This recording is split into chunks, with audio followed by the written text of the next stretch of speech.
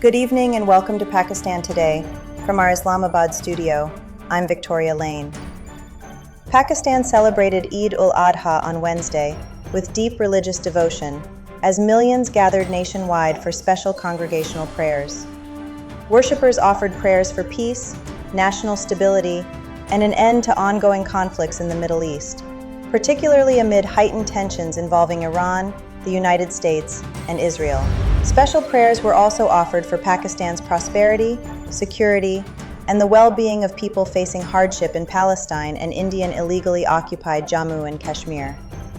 Prime Minister Shehbaz Sharif, President Asif Ali Zardari, and the country's military leadership extended Eid greetings to the nation, emphasizing the values of sacrifice, unity, compassion, and support for vulnerable communities during the religious occasion. Pakistan's top military leadership also extended Eid-ul-Adha greetings, while paying tribute to martyrs and security personnel safeguarding the country. According to the ISPR, Chief of Defense Forces and Army Chief Field Marshal Syed Asim Munir, Naval Chief Admiral Naveed Ashraf, and Air Chief Marshal Zahir Ahmed Babar Sidhu prayed for peace, prosperity, and national unity.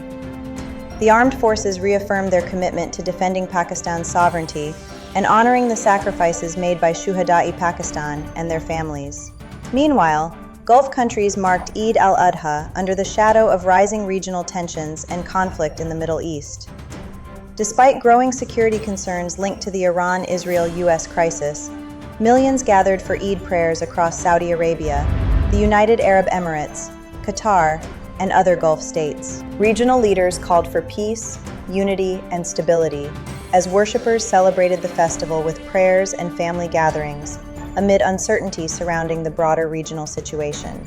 Back home, consumers already burdened by expensive sacrificial animals are now facing significant increases in vegetable and flour prices ahead of Eid-ul-Adha.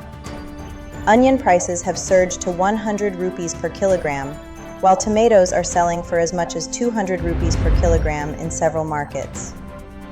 Traders cite low arrivals, transport disruptions, and rising freight costs linked to regional tensions as key reasons behind the increase. Flour prices have also risen despite the arrival of new wheat crops, adding further pressure on households during the Eid period. Residents of Karachi are also facing growing hardship as a severe water crisis continues across the metropolis during Eid-ul-Adha celebrations. Many neighborhoods have experienced nearly 2 months of disrupted water supply, leaving citizens dependent on water tankers amid rising demand for sanitation, ritual washing, and animal care. The Karachi Water and Sewerage Corporation says it is maintaining normal supply during Eid and has blamed power breakdowns caused by K-Electric for the disruptions.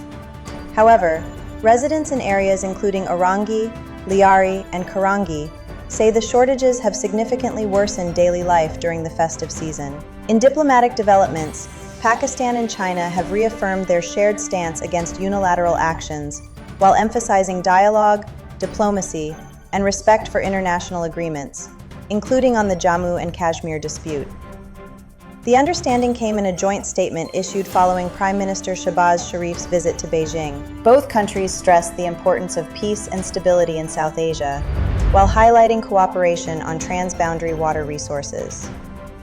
Pakistan and China also agreed to deepen their strategic partnership, accelerate CPEC 2.0 projects, expand energy and technology cooperation, and further develop Gwadar as a regional connectivity hub under the China-Pakistan Economic Corridor framework. And finally, Deputy Prime Minister and Foreign Minister Mohammad Ishaq Dar held talks with Azerbaijan's Foreign Minister Ceyhun Bayramov on the sidelines of the United Nations Security Council open debate in New York.